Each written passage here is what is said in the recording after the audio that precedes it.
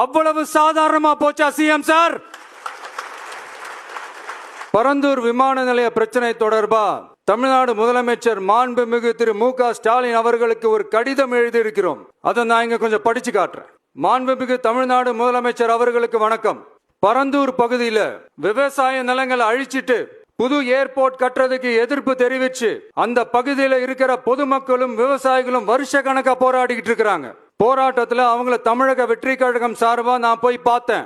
அதுக்கு அடுத்த நாளே மக்கள் பாதிக்காத வண்ணம் விமான நிலையம் அமைக்கப்படும்னு உங்க கவர்மெண்ட் சார்பா ஒரு விளக்க அறிக்கை வந்துச்சு.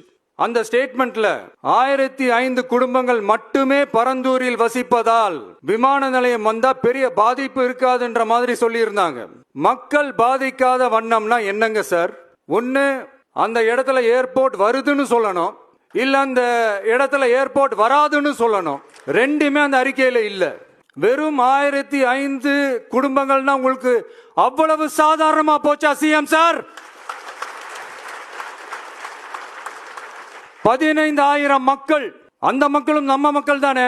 ஏன் அந்த அக்கறையோ அந்த மனிதாபிமானமோ உங்ககிட்ட இல்ல? எதிர்கட்சியா இருந்தா மட்டும்தான் மக்கள் மேல உங்களுக்கு அக்கறை இருக்குமா?